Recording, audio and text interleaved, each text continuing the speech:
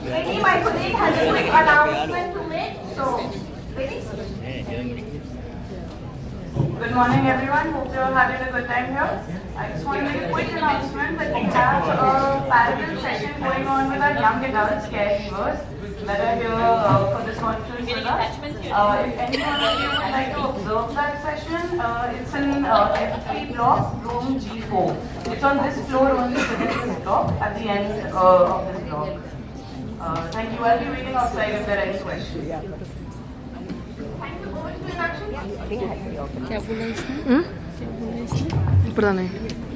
I don't know. Good morning, everyone. My name is Anand Ganguly, and we're going to have some fun this morning, right?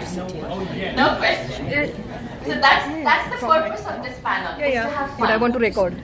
So, Yeah, middle is better. the session has been designed as a conversation between two individuals, Arun Dohle and Forber-Pratt. The idea behind this conversation is to draw upon individual experiences of both the panelists who have been through adoption and are, as Arun would say, so-called adopted. Both Ian and Arun were adopted internationally, what Anjali was talking about. And while Arun is American, while Ian is American, Arun is German. They don't look like that, do they?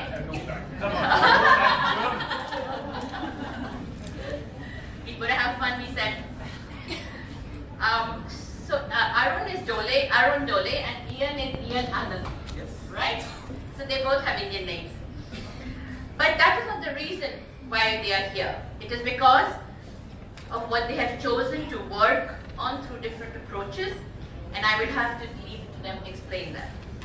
We are all informed and formed by our own life experiences, and we gather more from others as we move along. But the purpose of the session is not to hear only Ian and Arun's stories, instead to reflect on the process of adoption. What does it mean for children in the context of deinstitutionalization? And then we can have a little debate on permanency planning, alternative care, whatever words we are all banging around. Any discussion on the adoption is not without a context. So the context is that we do have a UNCRC. The UN Convention on the Rights of the Child in the preamble very clearly say, in giving the context, says recalling the provisions of the Declaration, the social and legal principles relating to the protection and welfare of children, with special reference to foster placement and adoption nationally and internationally, and goes on to talk about other issues about children. Articles 20 and 21 of the UN Convention on the Rights of the Child deal with adoption. Article 20 very clearly says a child temporarily or permanently deprived of his or her family's environment, or in whose best interest cannot be allowed to remain in that environment, shall be entitled to special protection and assistance provided by the state. And then talks about such care could include foster placement, kafala, Islamic law, adoption if necessary. So it goes on to describe child protection as one of the measures of looking after children and providing them protection and welfare. Article 21 very clearly says that international adoption will not be the first option. The child has to be first pushed, gone through the process of whatever the discussions were in the first section, about looking at the context, about looking at where the child is, how far does the child continue in the family, in the birth family, and then move on. And inter-country adoption may be considered as an alternative means if the child cannot be placed anywhere else. So that's Article 21 for you. So I'm putting out these things so that this is the context. And in the context of India, we also have the CARA guidelines. Now, interestingly, in the CARA guidelines, it costs I'm just giving you another context. So it costs 46,000 rupees to have a baby in adoption if you're an Indian. But foreigners have to pay 55,000 US dollars. No. 5,000. It says 50,000. No, 50,000 if you don't do a whole. Sorry, 5,000 US dollars. 5,000 US dollars, The other context in the context of India is that till 2015, we only could adopt through our personal laws. And the personal laws actually did not allow for adoption. So, except for the Hama, which is a Hindu adoption maintenance act. So, all other adoptions were actually kind of a guardianship arrangement. And that was what was the context in India till in 2015, the Juvenile Justice Act introduced in one of the provisions in it was about adoption, which now actually allows for cross-religious adoption, in a sense. So, but at the same time, we also know, and if you've been following India and if you've followed the rest of the world around adoption, the biggest context around adoption and the money is the trafficking that goes with it. That children are sold as commodities, and that is the real context. So while the intent might be permanency planning, alternative care, love and care for family, the fact remains, and yesterday was very interesting. I was with a friend of mine who's adopted a very small baby, and she's my godchild, and we were sitting and having dinner last night, and he said, it's very strange, you know, suddenly adoption is quite fashionable in India, and it's no longer nothing wrong to have an adopted child, and so more and more baby centers are just springing up, and he's a journalist. So he was, do you know that? And I said, and I looked at him and I said, I leave Arun to talk about it this morning, and now you have to talk about it. But that is true. So every day, I mean, Chameli Devi Award has been given to a journalist called Uma Sudhir, who's just broken the news of international trafficking in adoption in Telangana recently. So that too is the reality. The fact that there are lots of children who are happily adopted is also the reality. That they grow up happily is also the reality. That not everyone is, you know, unhappy with their situation is also a reality. That they are unhappy with the situation is also a reality. So that is the context in which what we will do the discussion. So what I'm going to do is I'm going to break the discussion down into small questions which I've developed, just to make sure that both of you get a chance to speak. And I will direct them at you one at a time. So we will begin with a little bit of the personal, and then we will move into the macro issues. That is the draw from there. As I said before, the personal also impacts the political stance we take. So the question number one, can I request two of you to talk a little bit about what you know about your adoption process, how you reached your adopted parents. I'll start with Ian. Okay, good morning everybody. My name, as Enakshi mentioned, thank you very much, is Ian Anand Forber-Pratt, which is very confusing to any Indian authority. So Ian, as you can hear, is kind of a Western type of name. Anand from here and Forber-Pratt are the surnames of my adoptive parents. So I was born either August or July in 1980 in Kolkata. And when I was born, I was very premature, about 2.5 months premature. And I was part of an orphanage called International Mission of Hope that was in Calcutta. It had started in 1978 and continued till 2005 when something happened. It was closed down for some reason, and there are lots of question marks. I was adopted by an American/Canadian family. My father is American and my mother is Canadian. And I was adopted when I was just 1.5 months old. So I don't remember anything about the Indian context. And I was raised in America, in Seattle and then in Boston. Our family makeup is I am the oldest and adopted in 1980. And my sister Anjali, who is not blood related at all, was adopted from the same orphanage in 1984, and she is disabled. So I've been thinking a lot about adoption, disability, all of those pieces.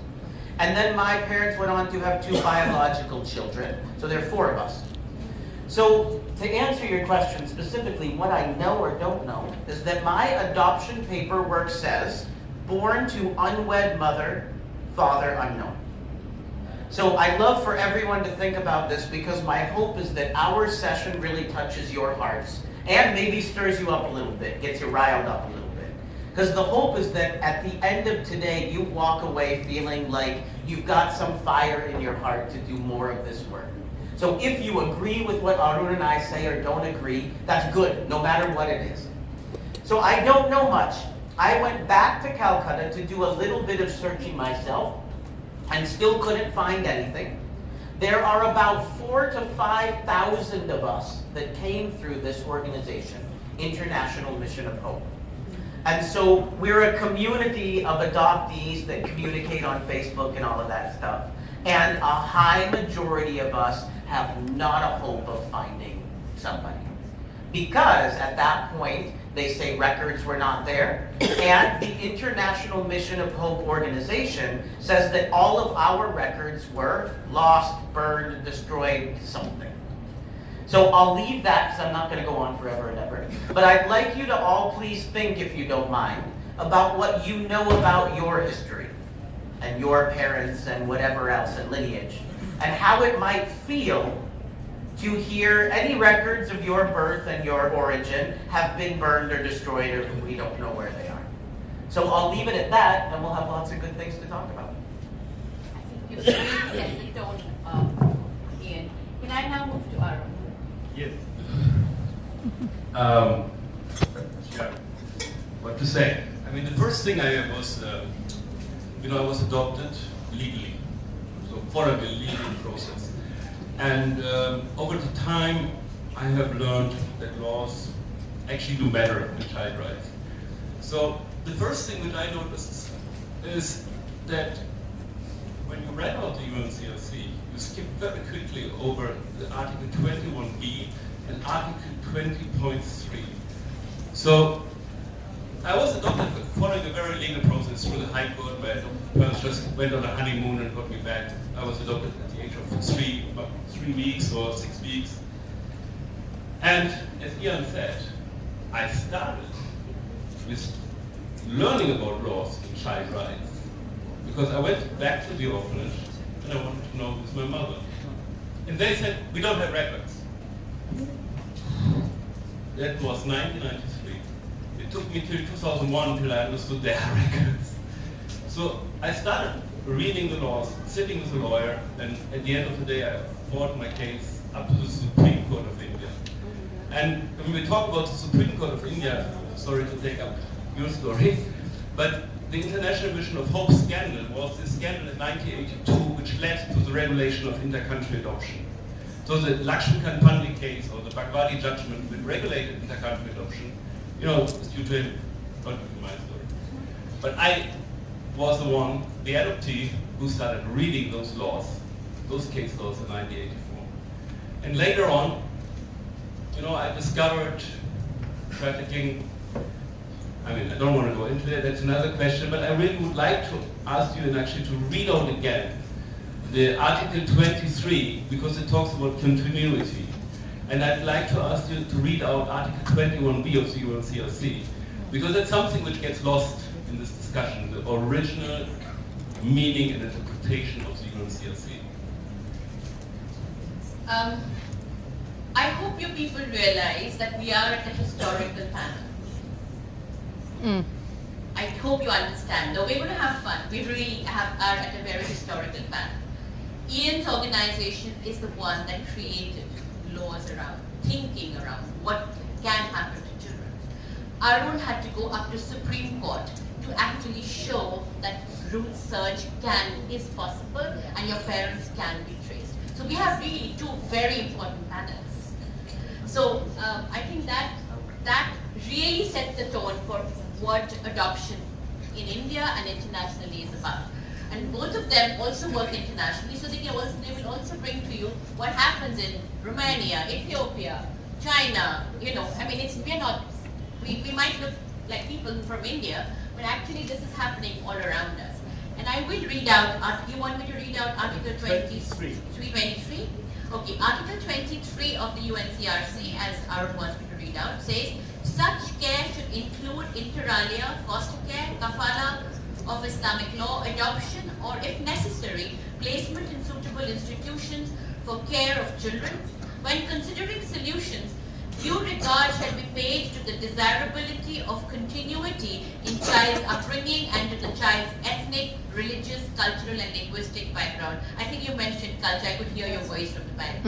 So this has been spoken about by the UNCRC. Yeah, and Article 21B, please too. And 21B says, recognize that inter-country adoption may be considered as an alternative means of child care if the child cannot be placed in a foster or an adoptive family or cannot in any suitable manner be cared for in the child's country of origin. My colleague Bharti Ali, who many of you know, often says that the biggest application of state responsibility that we do is that we do not, as a nation or as a country or as a governance system, take responsibility for our own children. And actually believe that children, if we send them out to another country, will have a better life. So we think that if a brown child growing up in a completely white village, in some Finnish village, has a better life. So Germany's better. Germany's better. Yes. So that's the assumption. So Children of the World used to be next to my house, and the lady who works for me now used to work as an ayah to look after the children in Children of the World. She couldn't have children for a very long time.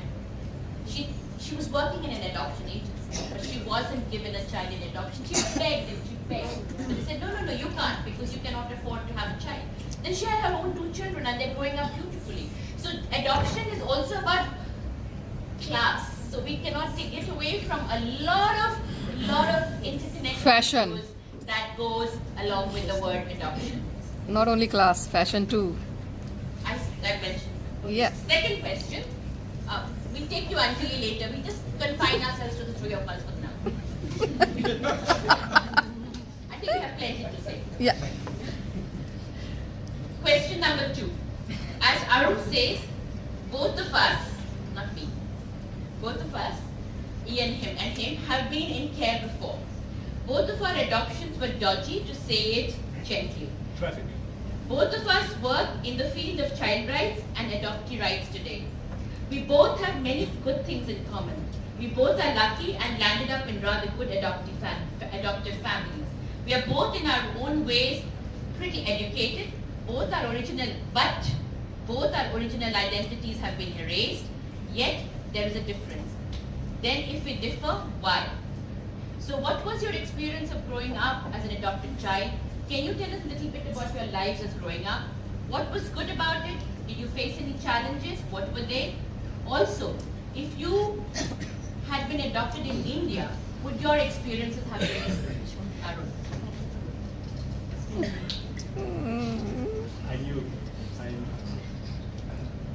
I knew this personal questions would come, and I also said very clearly I reflected. So first of all, this is, by the way, this name, this guy Arun Dohle doesn't exist. I mean, it's a legal fiction. So you see, I don't know, honestly, but I don't want to really go into how I grew up, because I grew up like any other child, very well cared for. I was very lucky. So other adopted people are not that lucky. I would also say I grew only up once I started looking at my own adoption and started seeing the world behind adoptions. And before I worked in this field, I was financial consultant, and I didn't understand the world. I thought I understand, but I didn't really. And I grew up as somebody who looked at child rights, like the original UNCRC. And like you said, I looked into what happened in Romania, and we're talking about alternative care. And the first country which actually was reformed, where the child protection system was reformed, was Romania. So we all know the country, we all know Romania and Romania's children's issue. So that's where I grew up. as an adult, where I started learning and understanding the world and politics behind adoption, is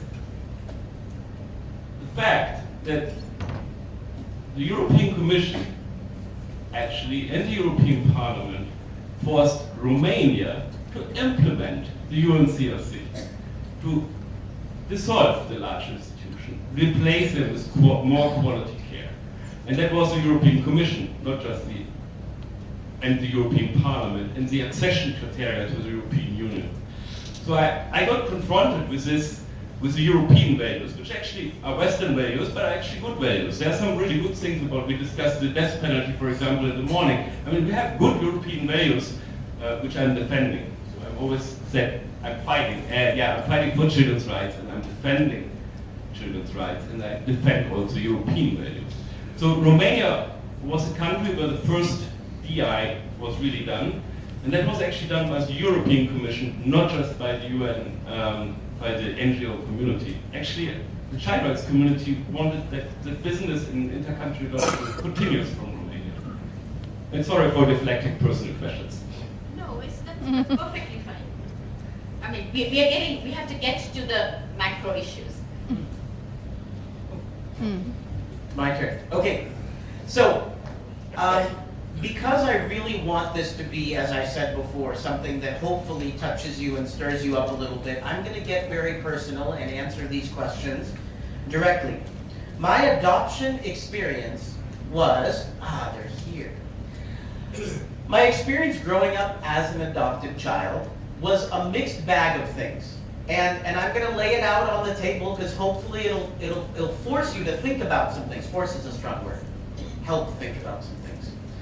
I grew up with a real difficult sense of identity, even though my parents are incredible, and I grew up in a very comfortable, wonderful setting.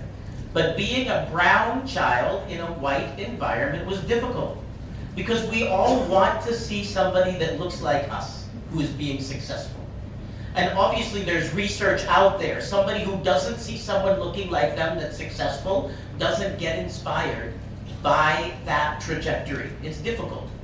So I didn't know a lot of Indian people who were successful. When I saw something on TV that was Indian, I didn't understand it. You know, why do people wear saris? Why does this happen? What does it smell like in India? What is Kolkata like? Those questions were there, but I had no vocabulary to attach to them. So I didn't quite understand that those questions were there. And we've been talking today about mental health, how it's missing in a lot of our child care and protection. When you don't have the vocabulary to attach to the emotions start spinning out of control, but you don't know what's happening. So I think that's the case for many adoptees, and especially international adoptees. So I myself was part of that case. I grew up thinking that I was white American and acting like I was white American. Why? Because that's the safest thing, right? If you attach to the mainstream, that's the safest thing. So then what happened to me is that I had a traumatic event happen to me when I was in college. My good friend died in front of me. And so I started drinking alcohol and kind of coping in those things. So for 6 years, I became a functional alcoholic. Drinking every day, hard drinking, and smoking 2 packs of BD cigarettes per day. And I gained about 140 kilos was about my weight. So I was quite overweight, drinking, smoking, all that stuff, but functioning just fine. Now, I put this all in front of you. It's pretty personal, huh? But I hope that it makes you think, wow, was that due to the identity issues? Was it due to adoption? There's a factor, no question about it. But I also know biological children that struggle with identity and belonging in culture and all those things. So it's interesting, I'm just pushing this in front of you to think about it. Our identities are all made up from different pieces. Many we can choose and many we can't choose. And then we deal with how we deal with them. So luckily for me, through friends and just different things, I got sober on February 6th of 2006, stopped drinking, stopped smoking, lost weight, and started working in the child protection field because I knew that I wanted to support children like myself. So that was my experience growing up, is that I couldn't quite attach to somebody else, and I didn't have the vocabulary to attach to those emotions. But the question here is, how do you feel you would have been if you were adopted in India? I have no idea. I can speculate, but I don't know my history, so I don't know were my parents economically well off and it was taboo that I was born out of wedlock? Or were my parents very, very poor and they just couldn't take care of me? Or was it a middle thing, where I was the product of some affair for just a normal, everyday person, but it was taboo? I have no idea. So I can't answer that question, nor am I going to try, because I'd go bat crazy if I was trying to do that. What I can do is try to work for that another child doesn't have to ask those questions. How can our system have the individual kind of catered needs to every child and help them know their roots? So that Arun mentioned, that Arun really doesn't exist. So let's make sure that children from now on exist. And they're able to know as much as they can. And if there's no information, there's no information. So hopefully that answers those questions. You want to add something? Yeah. Is it working? Of course, what we do, what I started as a hobby, as a sideline on my own search, is to help other adoptees searching. That's how I discovered the trafficking and the fabricated paperwork. It is also quite significant that we are self-funded. So I do that since a year because we don't have any donors, we don't have anybody who helps us, we don't have any adoptive parents actually who actually contribute. So I created an adoptee solidarity fund, which is basically, we are victims of child trafficking, and the victims have to contribute to the solidarity fund so that we can carry out the work. Can I just, why do you think that you were a victim of child trafficking? I come to that. So basically the question was, how would I have felt when I was in-country adopted? So earlier it was always said, only the inter-country adoptees have that problem of root searches. So now we are getting lots of requests from domestic adoptees. And I don't speak only for myself. I speak also for the domestic adoptees, and I speak for the international adoptees because I interact with them every day. And I can very clearly say what he called an identity issue. Probably we will never really resolve it. It's a process. And I said I want to really explain where was the first child rights violation. It's a very important thing, the identity. I think most of you know your parents. If I ask you who's your father, who's your mother, then you know your identity. And this is actually reflected on your birth certificate. When we talk about children's rights, we talk about birth registration. It's something very important, because if the child is not registered, it's not existing anywhere. So my name is Arun is given by my adoptive parents. It's actually a nice choice, I have to say. I made a good choice, because it's a really nice name. Dohle is in fact a German surname, but as the organizers made a mistake here, D-H-O-L-E, so it's actually an Indian name, so I'm quite lucky with my fake identity. But so I pass through as an Indian. But no, jokes aside, if I look at my birth certificate, and that's why what he also said was about he grew up thinking he's white. And many adoptees who have that, I speak to, also from Africa, actually also say we look in the mirror as a child and we see ourselves, we look into a brown face and we are surprised. So that was, I think many adoptees go through that. But it goes even further. And that's illegal. Did you think you were German? I think I'm white. I was as a child, I was thinking I'm white, and you look in the mirror and you see a brown face. What the hell? Really, it's actually not fun. But the legal background of this is that if I look at my birth certificate, there it says, Gertrud Dohle, and Michael Dohle. So I'm born to two white people. Can you tell me what's wrong with biologically that I'm not white? It's not funny. So you change adoption, such a drastic measure, that it changes forever the identity of the child, and it cuts off millions of years of family relations. It's a legal fiction, but it does cut. It does not only cut the family relation to the parents, it does cut to the aunts, grandparents, siblings, nieces, and the next offspring of the family where you come from. So to transplant a child from a million years of thousands of generations old of family, you try to transplant a child into another family. So it's a very drastic intervention, which, you know, I let you read out UNCRC again. The UNCRC speaks about continuity and not about permanency. In the whole UNCRC, you won't find the word permanency. Google it, search it, press Control F and search for permanency. It isn't there. So the whole concept of permanency, I really question that. And I question the guidelines, but I'll come to that later. So, there are commonalities, as you can see, and of course, identity issues, as they pointed out, are true of children who are born and adopted even within the country. Except that you don't look into the mirror and look so different. Maybe you look different from your parents, but you still have a certain milieu that looks similar, as against the case of. The problem, sorry, can I just Yes. because I didn't really go into that. The domestic adoptees, they are often not told, in India specifically, who are contacting now us, they haven't been told that they have been adopted, so they find it out, and it creates a huge problem in the family. We have people who've been adoptees who've gone to prostitution and run away because they believed their mother was a prostitute, or things like that. So they also really don't have a support network. And they can't really talk to their adoptive parents about it because it's so close. So I think there are some advantages, not really, but in a way an advantage to be an international adoptee, because we have a community. We fight a lot in the community, but we also exchange views, and there's more openness than what is in India. And specifically those children who have been illegally bought from the nursing homes, or are here being now illegally bought from the nursing homes. Oh my God.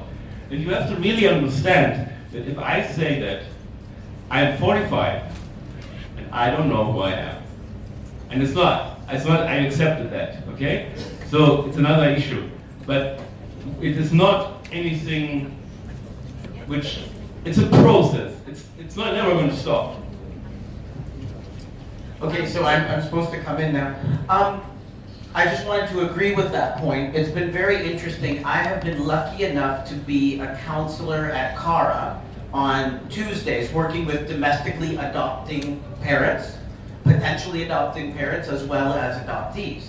And Arun's totally right that it was pretty taboo in India to tell the child that they were adopted, because you didn't want society to kind of, discriminate against that child. Now, I want to just give a quick example of the Indian setup, especially for people who are not did in Rajasthan, and this will relate totally.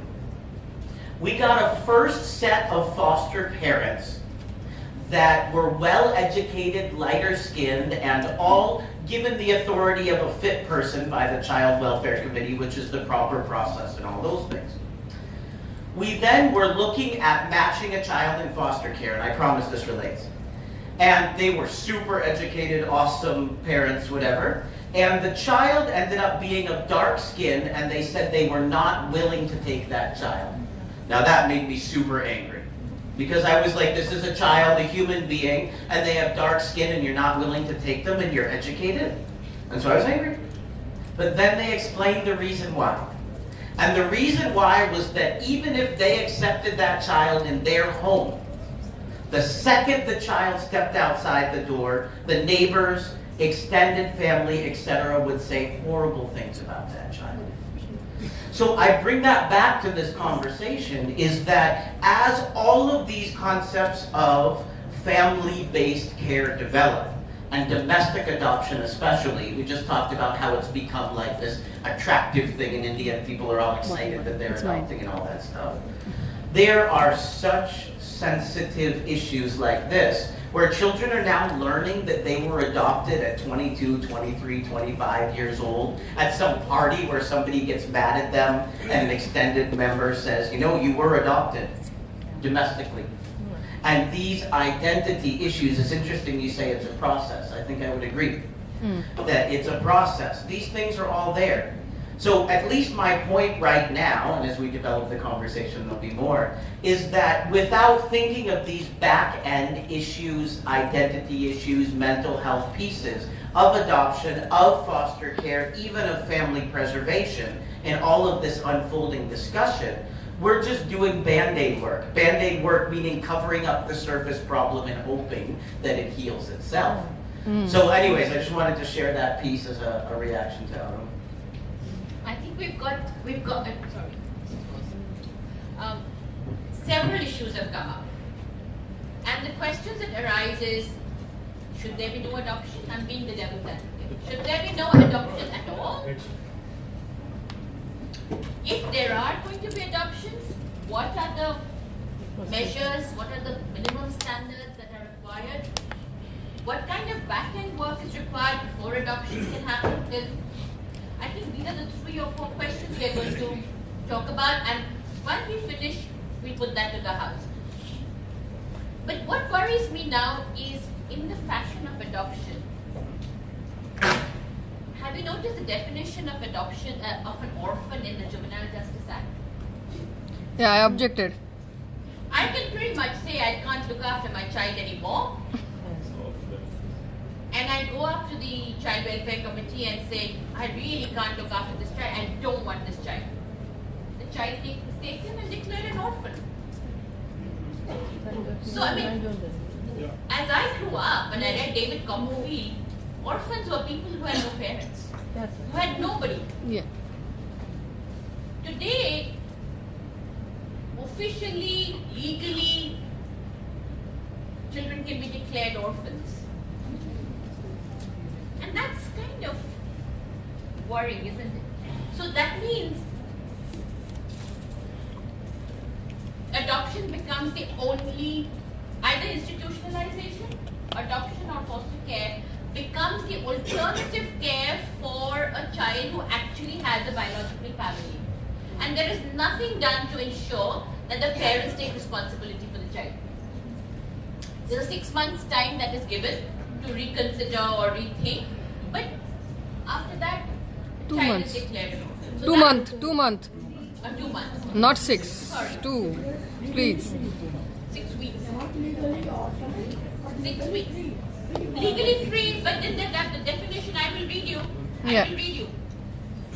Orphan means a child who is without biological or adoptive parents or legal guardians, or the legal guardian is not willing to take or capable of taking care of the child.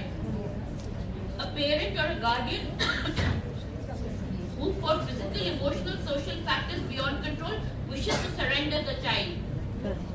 Can I say something? Arun, do you want to say anything before I jump in? Jump in. I jump a lot, I'm sorry. You Okay, can so jump here's the anytime. interesting thing, Beast, right? This is a systemic issue, right? So this process, let me just expand really quickly for those of you who are not aware of exactly what happens. At a district level in India, 704 around districts in India, we have a child protection body called the Child Welfare Committee. It's 5 members. No disrespect to anyone, but there's not a lot of capacity building done for those 5 members. And they have like a ridiculous amount of power in their hands. So they're a magistrate, a bench magistrate, where they can make this ruling of a child who is, their rights are surrendered, their parents' rights. It's called the deed of surrender. So this is what we're referring to. We've got huge contradictions in our system. That's the issue. In the JJ Act, one of the primary principles is family as the primary caretaker, or something like that. Family's right. But let's talk about on the ground legit what's happening right now. If a not well-off family wants to have a child given up or their deed surrendered, they could go to a child welfare committee. And if a child welfare committee is not trained very well, and they just say, we don't want to take care of our child, they could do the proper process and create a deed of surrender and terminate the parental rights. And that child then would be prioritized for adoption. There are lots of red flags in here. Number one is, does that family truly understand what they're doing, and has anyone talked to them? Meaning, all of us will go through crisis at some point in our life. It's a horrible thing and it happens, right?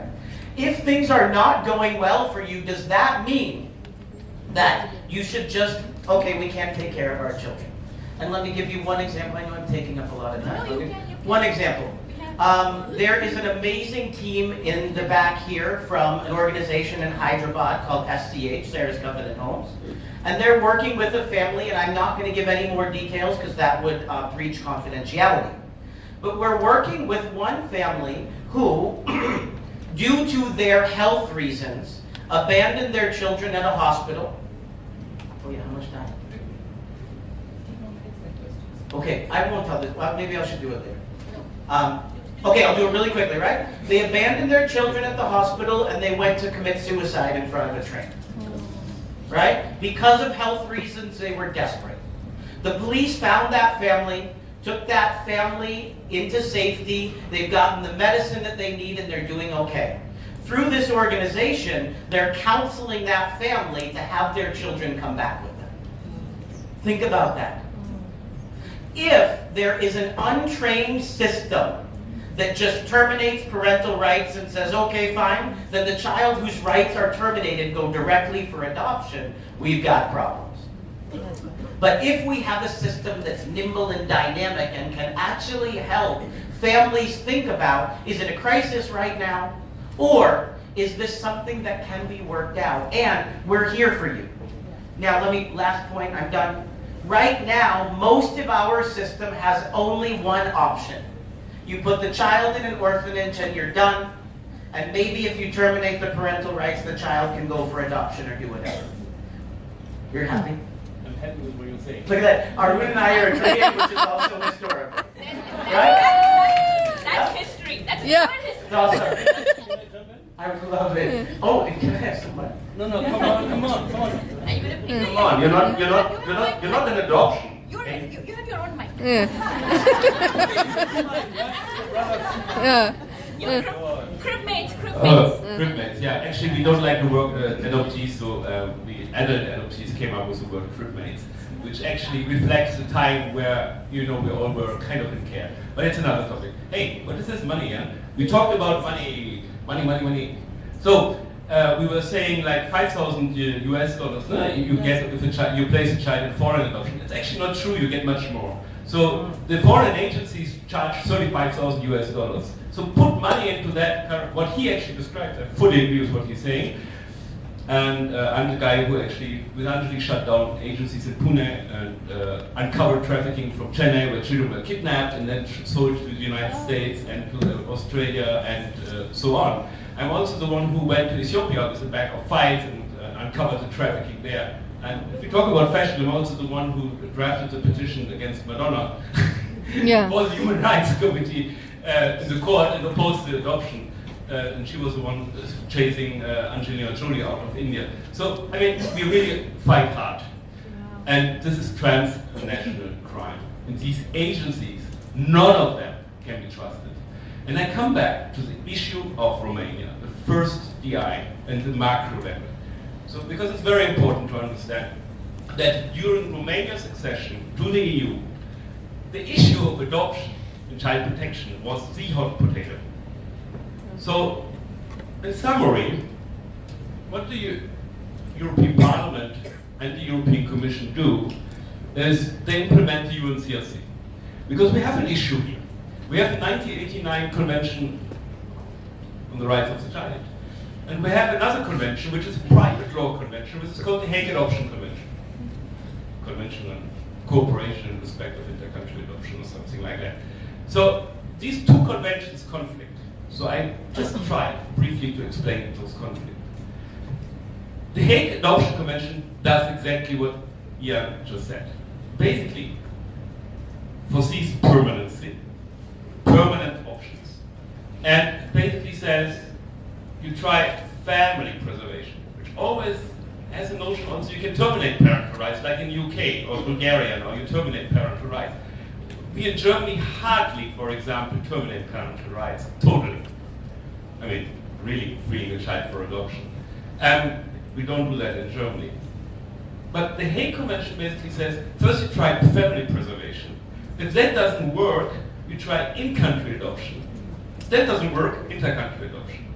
Foster care or kinship care or other forms of care are no longer considered suitable. That's, in short, the summary of the Hague Adoption Convention. The UNCRC, of course, sets out huge, broad standards of rights, healthcare, access to education, and blah, blah, blah.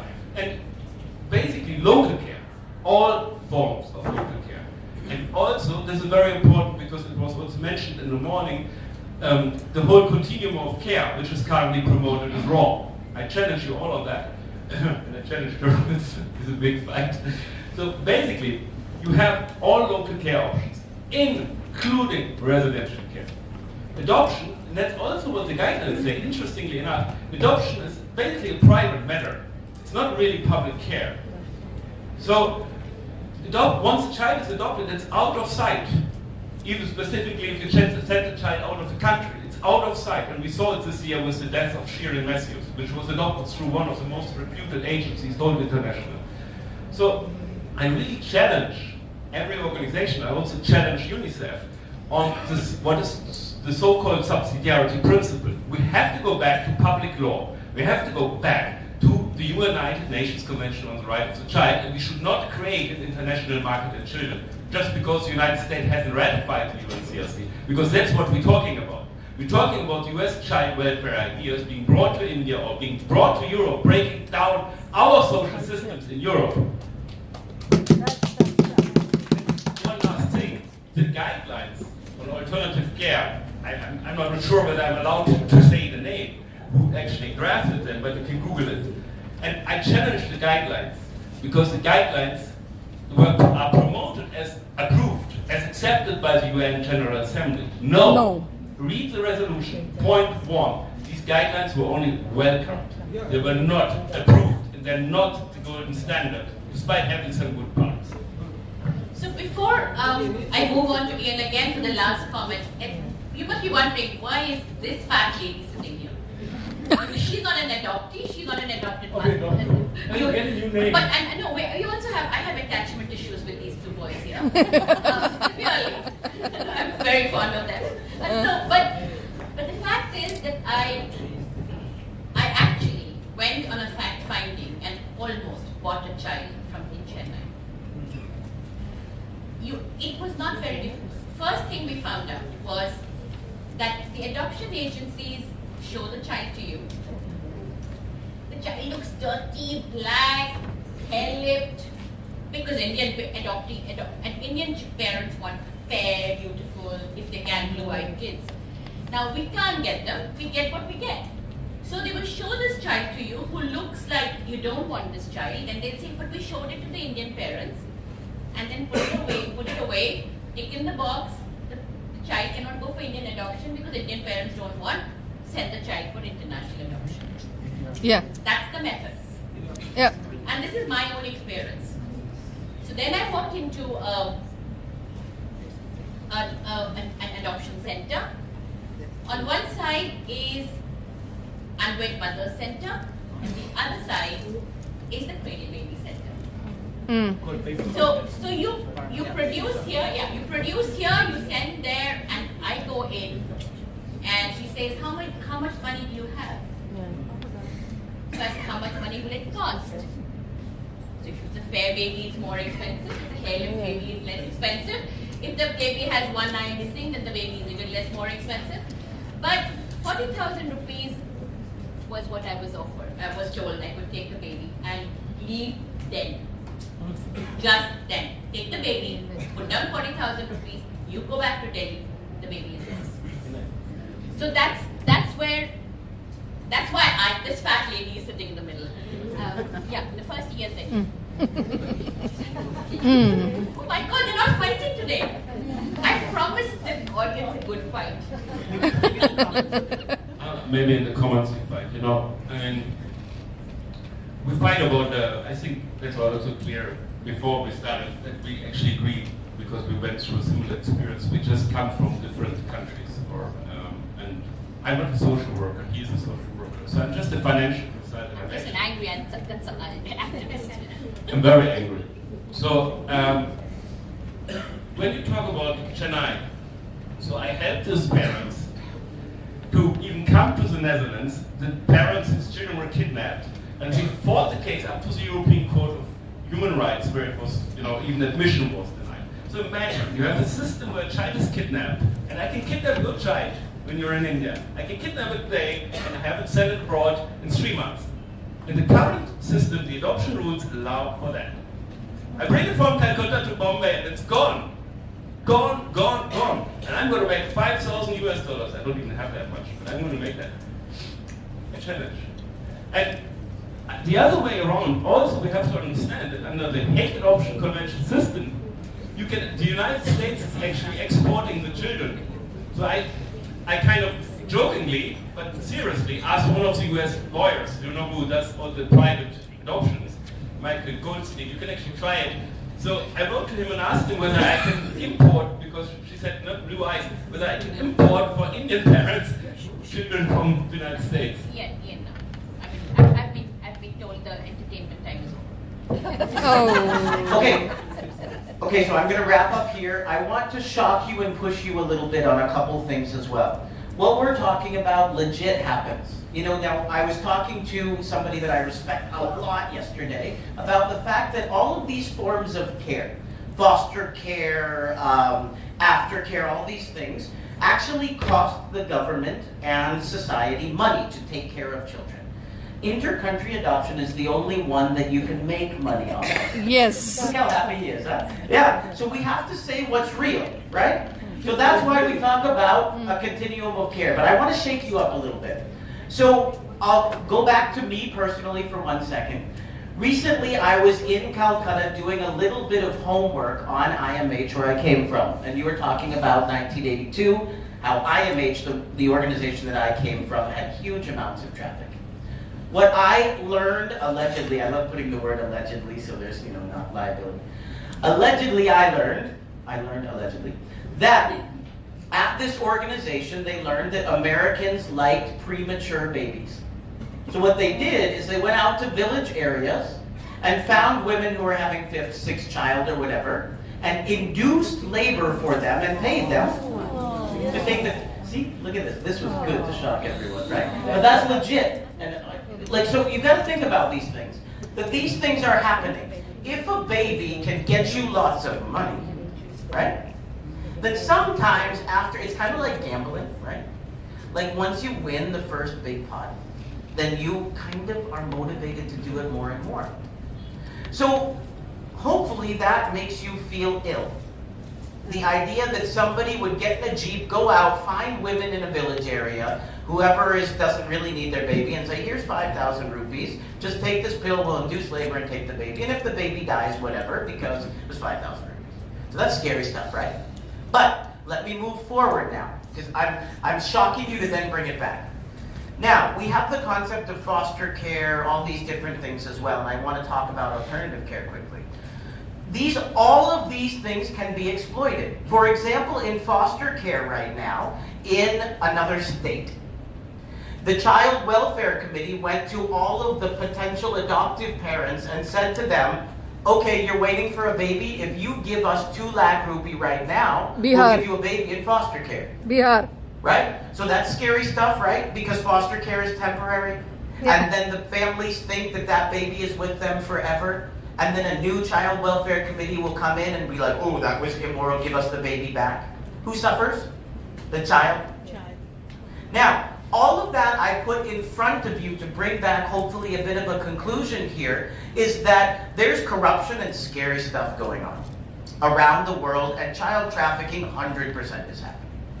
The responsibility on everyone in this room is to no longer sit in these stupid rooms and to actually get out and change mindsets. Until mindsets are changed, none of this matters. You can work as hard as you want, you can change policies. I've been lucky enough to be on some drafting committees. Until on the ground work is happening where people see Indian people having examples and wrestling through these tough things and working on mental health, this is all a waste. The money is a waste being here, drinking the chai, coffee, everything. We got So, yeah, okay, we got it. We got it, but now, because otherwise, we'll not even be able to Okay, answer. one thing, but I want to say I am very I told you hopeful. attachments. Right. I want to say that I am very hopeful. All of that hard talk is to say that people are doing amazing work. You've got people like Foster Care Society, Sarah's Coming Home, all the people that we've been able to work with. There is just brilliant work going on. But until people get rid of ego and work together and move forward, it's a wash. So that's kind of my piece there. But there's so much potential. Our laws are actually pretty darn good. So let's move forward together and get these on the ground. So I'm going to open this up for comments, questions. So many. Start from here and go. Someone has to give her a mic. You need the wireless one. Wireless one from me. I want to thank this panel for an absolutely wonderful presentation. I am absolutely moved beyond words. For Enakshi, for your wonderful way you handled it, Ian and Arun, for your frankness and the issues you'd relate to. Very dear to my heart, because you touched on a couple of things. One is your eternal quest for finding a narrative for your life, which remains always unwritten and never complete. And Arun, you suffer from that sadness of it, and maybe not, but there is a loss because your narrative is never complete. And that is a narrative that we see in all the children in residential settings, foster cares, etc. I mean, you're touching on something which is profound, is that the mourning, the work of mourning and the work of loss is so, it's prevalent in everything, and that work is never quite complete. We get to some points, with some cases we're lucky, and I think you did it beautifully. The other thing you drew attention to, both of you, was identity.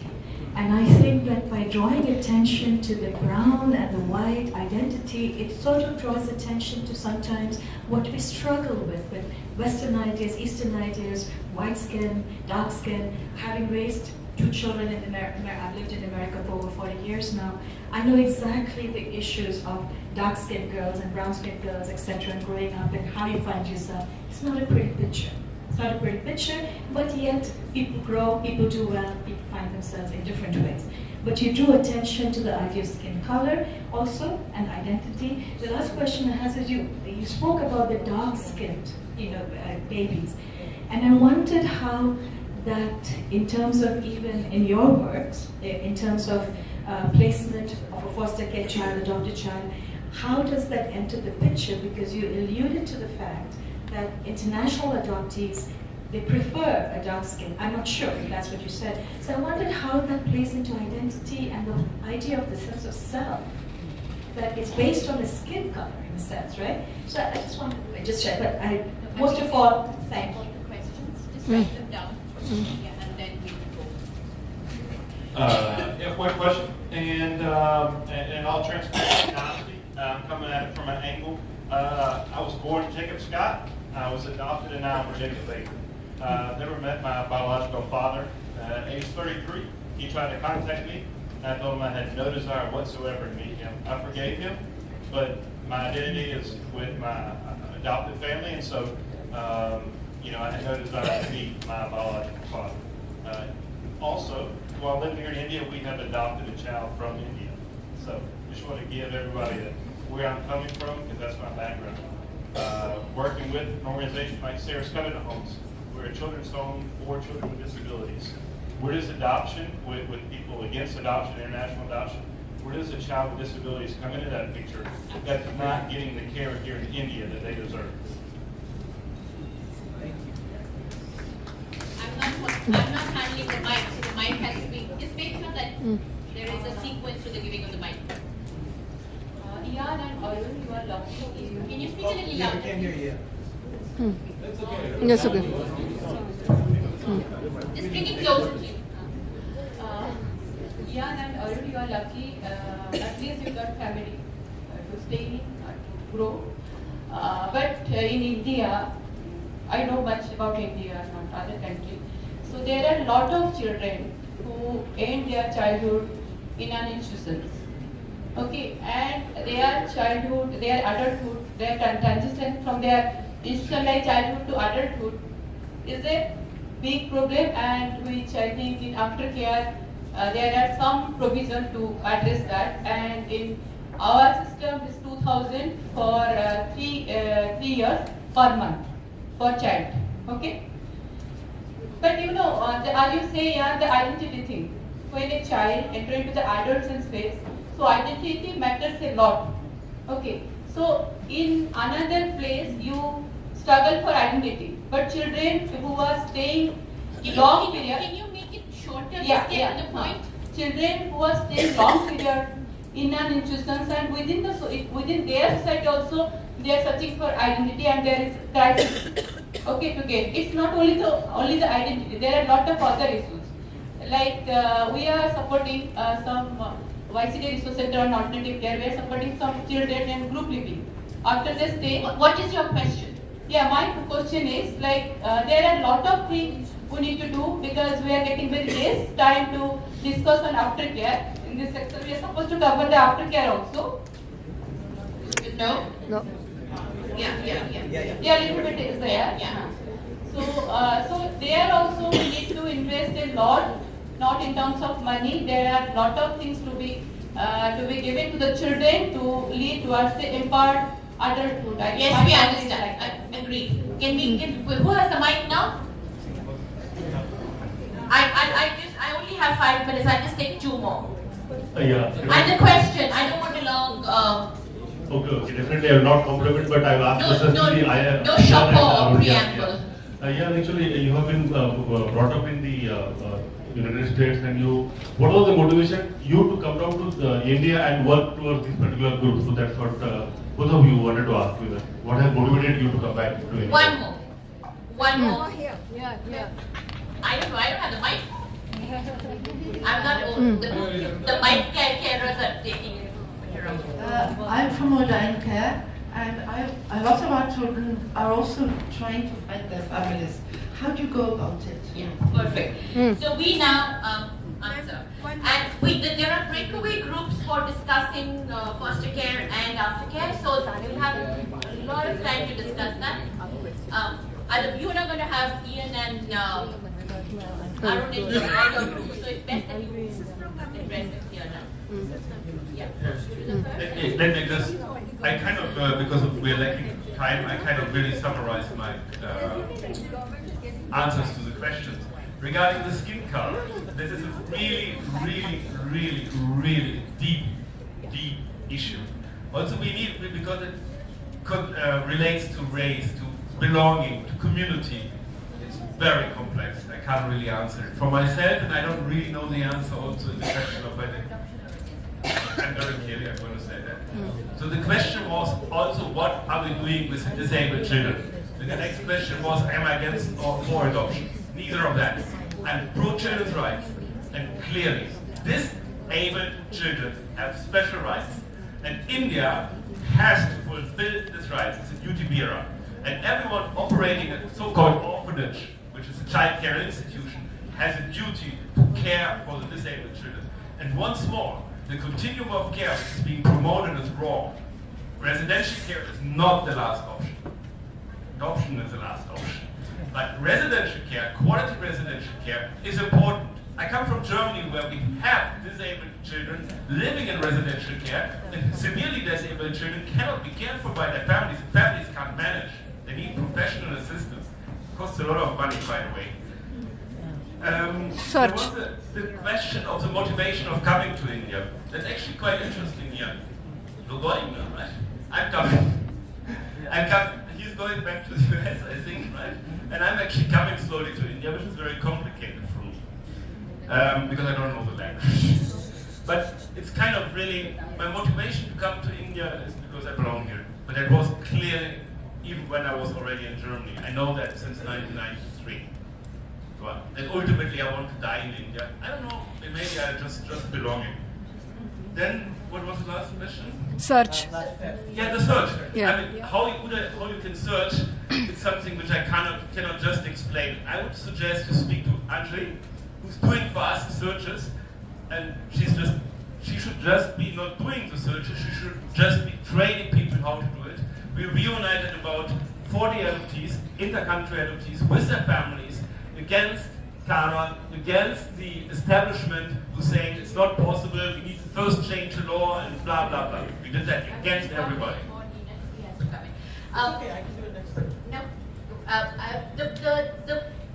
Arun feels that adoption is the last resort, institutionalization comes before that. There are people around who believe that institutionalization is the last resort. So I'm going to leave these as questions for you to discuss in your group. It was clearly held by an independent panel. It's not my private opinion. It was during Romania's accession. Okay. Very clear.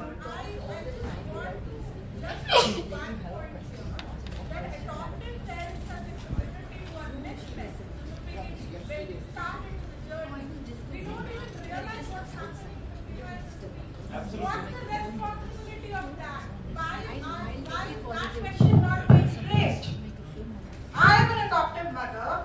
When I am realizing what is a dark picture, I am now wondering about my daughter. There is no responsibility being raised on the adoptive parent community by only organizations. It's a real, I mean, when I started to work, I was writing in the adoptive parents community, in Germany, in the US community. And I've been banned everywhere for writing just what I find. I'm a child, you know, I'm childish and curious. I wanted to find out. So I've been writing and communicating about it. So I see adoptive parents are duped, are cheated into something, their need to parent a child, the wish to parent a child is being exploited. And additionally, you know, it's a duty we are as a state that adoptive parents are paying money to adopt a child, and they're taking also all the health risks, they're taking all the costs of it. So one minute, please. I think we have to give Ian his last question. To answer the question. Okay. You must answer. Identity, dark skin, big deal, very important, have to factor for it. Number two, special needs in inter-country adoption. I don't know, I've seen amazing families take care of children with special needs, including my sister. So I'm not gonna say no, I disagree. I say no to the broken parts of the system here that are not keeping children with their identity, belonging, and everything. I can't come down on a hard line on that, because children with special needs who are not getting adopted in India, if they can get care and protection and have a life moving forward, who am I to get in the way of that? Identity matters a lot. Aftercare is a huge deal. It's something that has to be discussed and super exciting in scope in India. My motivation, I wanted to help a child that is like me. And finding families root search, I'm going to stir you up again. Big questions here about root search. Kara says that third-party searches are illegal in India. They say that the mother's right trumps the right of the child. Lots of things to discuss. Have a good time. So as I close, okay, 1 second, very I have good news for this session. Okay. Such an incredible session, and I've got thinking a lot. 10 more minutes to you.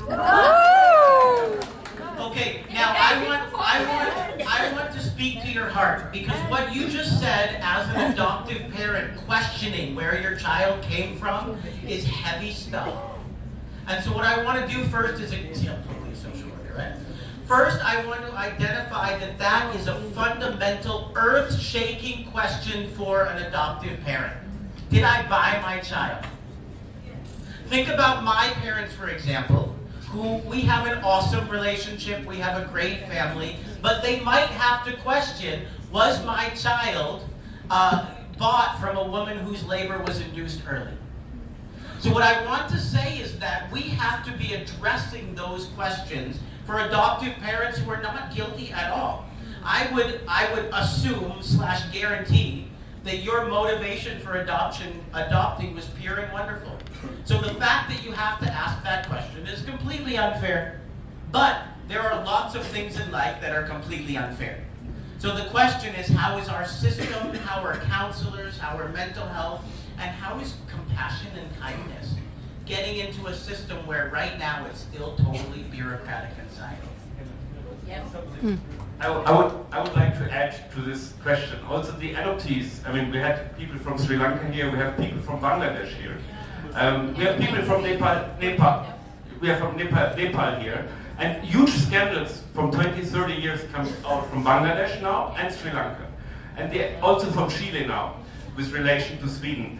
So the adult adoptees, and we have come together on a larger platform in demanding, as adult adoptees, we're demanding compensation for the erasure of our identity, parliamentary investigations in the receiving countries. So, and of course, it also means for all of us adult adoptees, conflicts with our adoptive parents, because not every adoptive parent is like her, question it, but in denial. So lots of adoptees lose their relation with the adoptive parents. So I'm very happy that adoptive parents come forward and say, listen, we were duped, we are with you. So I'm going to take 4 more questions to this incredible panel. There's going to be one here, one there, and one here. So we can... Yeah. Sorry, you should go stand there. Excuse me. Actually, this is not a question. No. This lady has a mic. Thank you very much. My name is Wahida. I'm from Bangladesh, and Ian and Arun, I had some with my heavy heart. But although the ma'am Please keep no preambles and no shoppers. Very funny, but it is very heavy heart. My question, a little bit of issues I have to highlight. In Bangladesh, during the liberation war, and in 1971. And in 1974, during the famine, many children, particularly the girl child, are adopted. And I am accompanied with many girl child who came back to Bangladesh to find out their biological family. They never find out. But many of the girls ended up with their brothels. Many different brothels of the Western country. Then in 1982, government has banned that no international adoption would be held in the country. So recently my 2 friends adopted the children and they just migrated in other countries. And internally, in the national level, there is an organization called CTRDW, who are actually taking unwanted mother's baby or newborn's baby or single mother's baby, and there are many people are buying and selling the children from that organization, and that organization is still been running in another name. So national adaptation is not that open, but because government is asking that we have to put the Islamic name kafala. So that debate is going on and on and on, but the adaptation is not stopped as yet. So my question is, do you have any information related to a baby girl who has been frustrated and ended up in a brothel? Yeah. Thank you very much. Thank you very much. Thank you so much for the insightful presentation. I think my question is a follow-up to the first question. Yeah. Yes, I want to find out what are some of the post-placement mechanisms in place to follow up or monitor international adoptions. So for instance, a family has adopted a child from India and they moved with that child to their home country. How do we keep track of such children? Because if we do not have such mechanisms, this is where our children are being abused in those countries through the brothels that she talked about.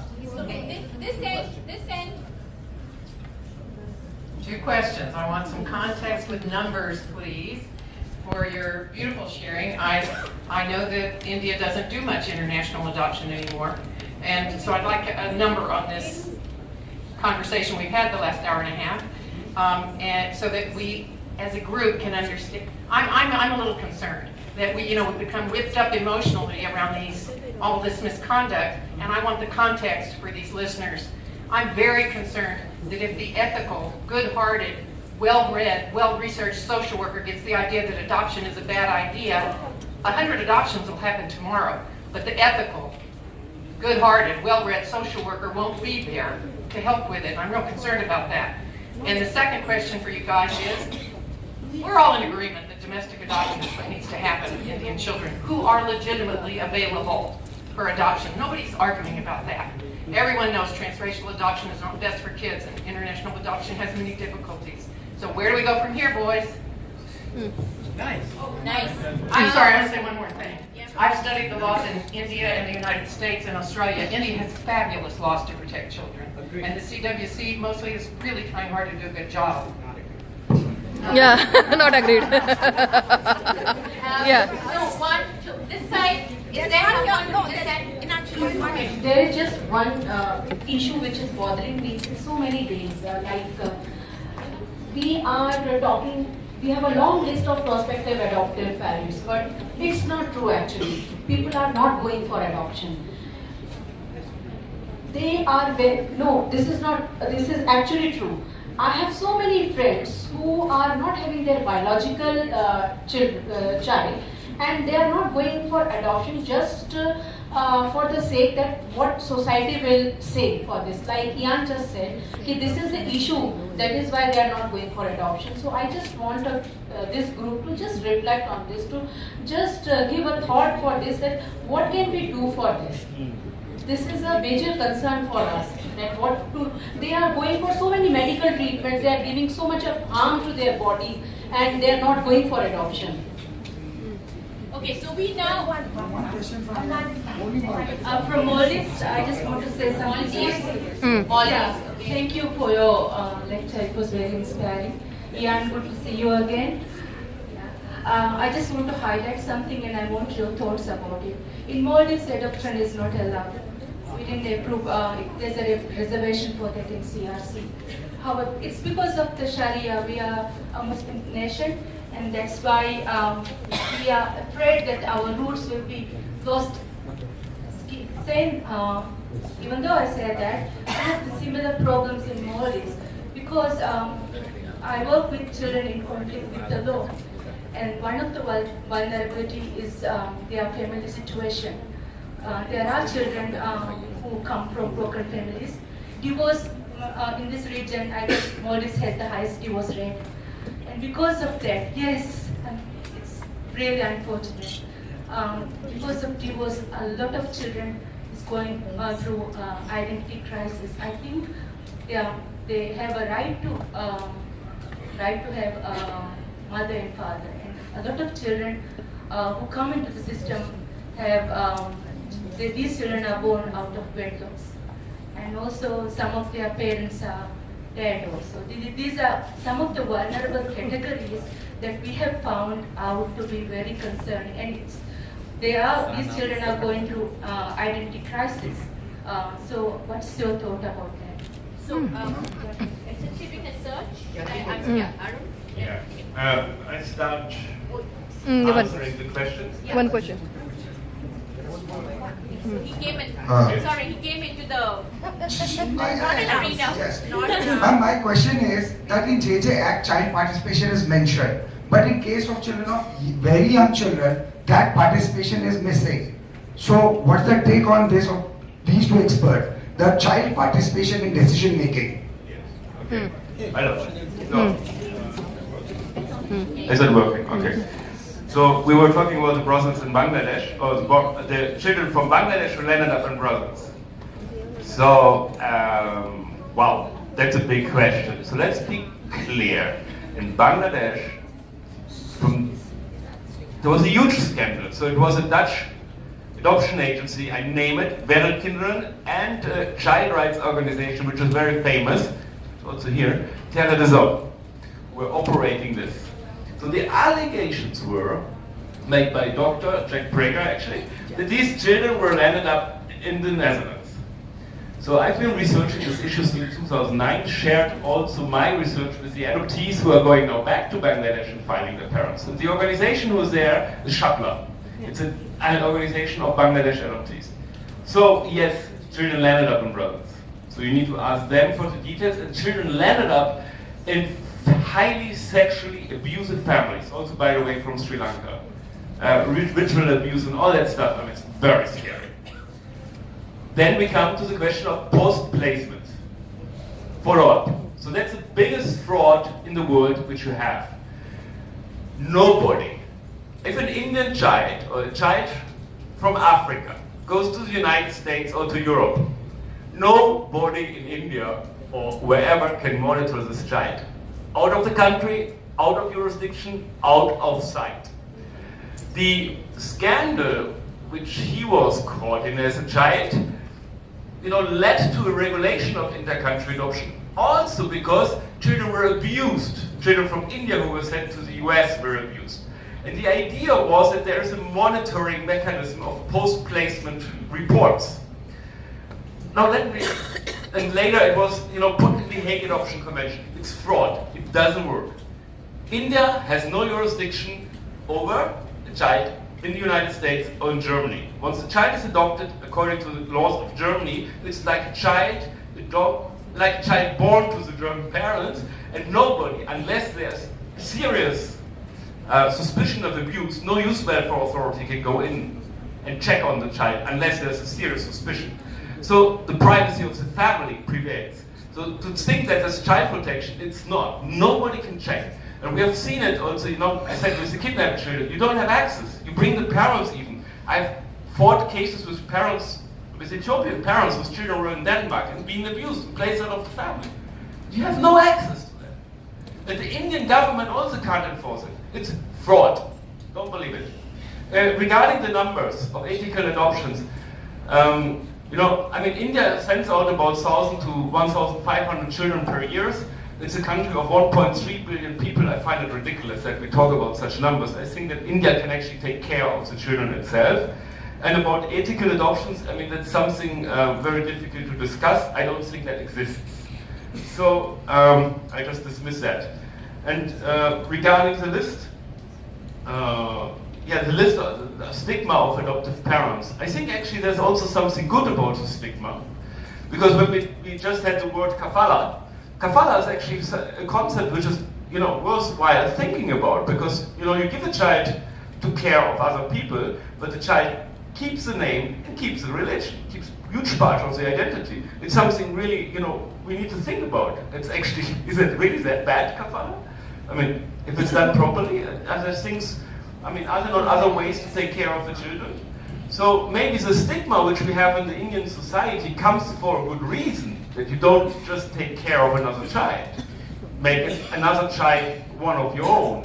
So maybe we should also think about why these stigmas are there and what are the positive aspects of those stigmas. About the Maldives. I just want to say, I know there have been children adopted from the Maldives, but I have to really look into that. Yes, I know you say it's not possible. I found adoptees from the Maldives. So, something we have to look into. I really don't know anything much about the Maldives. No, I'm going to give to Ian 1 minute. I think you've answered most of them, the ones that he really wants to answer. I think you should answer the lady In the back, Yeah. who asked for real numbers, Yeah. and so that social workers are not demonized and everything is really sad and everything. Okay, so numbers on the CARA website, 2016 to 2017, 3,210 in domestic adoptions, and 578 inter-country adoptions. How many disruptions in Indian adoptions? No idea. Great Ah, question. that is more How many important. disruptions? Right now, wait one second. Okay. To address your question here, the number of parents that are waiting for adoption, and I'm trying to bring up the number, but I'm failing myself, is that something like 4,000, 5,000 parents waiting for adoption right now in India, and only about 1,000 children that are eligible for adoption, and 40% or more of those are special needs. And I'll give you all this information right away. But here's the point. Wherever you come down on adoption, right, I would hope that we can all agree here that one of the biggest problems is if there are no options for children. And social workers, that's why I always end with hope. Social workers are trying hard, no matter what field they're in general, to make sure that children are safe and cared for in the process, and it's still not happening. So my leaving point here is that what you're saying, knowing the numbers, acknowledging that social workers are really hard, are really important. But until this system and mindset change and social change happens, we're going to get lost in these things, and children's rights will get lost in the process.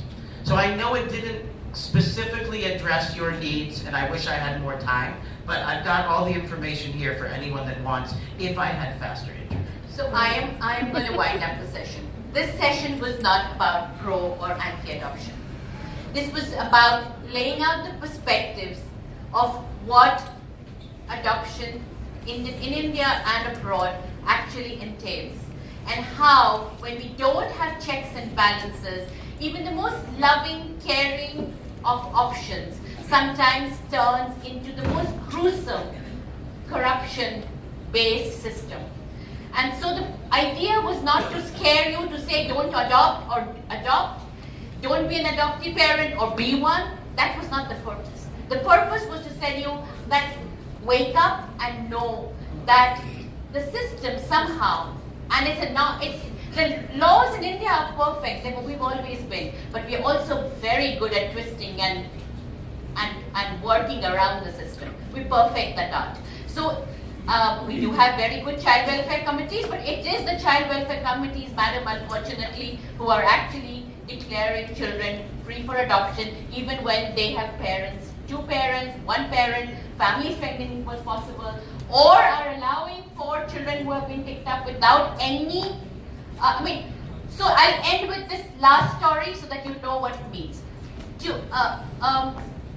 An parent who had finished the adoption process from Australia came to Hug Center for Child Rights and said, these 2 kids are mine now, but suddenly we've got this letter saying that the mother says that these are her children.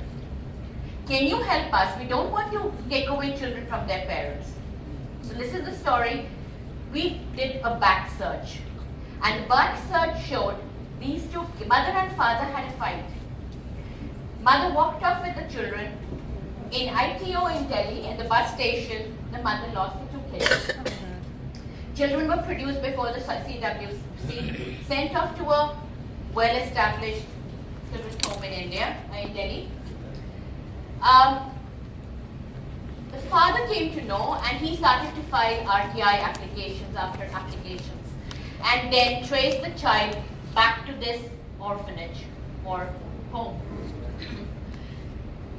The owner or the lady in charge said to him, do you not want a better life for your children? He said, but I have a better life. I can give my children everything they need. But the process is now over. Your children are gone. They've been surrendered. But who surrendered? I don't know. So in the meantime, the mother also is produced, and the mother says, but I did not surrender. In this process of, it took us 3 months, and then the children were sent back home. But if the adoptee parents had not come back to us, these children would have been in Australia. Oh my God. So the CWC was in function, the system was in function, and yet sometimes we just go around the system. So this session was about, let us be alert, let us have protocols in place, let us make sure that everything that we do is just right, and we are actually looking after children. Thank you very much.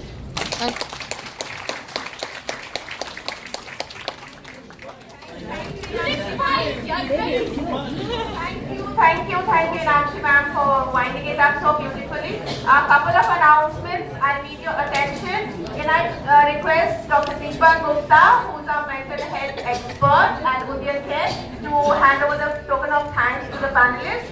And we break for tea. But before tea, please listen to me. Yes. After tea, we have the 3 breakaway sessions, right? And the 3 sessions will happen in the same rooms as it happened yesterday, right? So the standards of care session happens here, the family strengthening session happens in the opposite room, and the deinstitutionalization session happens in the FDP 2 room. Again, we will have rapporteurs to assist the moderator and the presenters. Right after the breakaway, there is a lunch break, and after lunch break, there is a presentation of the breakaways. We have little time for the presenters, so therefore, all the lunch in the lounge. So the moderators, presenters, and rapporteurs, please come back to the lounge. We'll have a working lunch organized organized for you so that you are prepared for the post-lunch session, right? All pray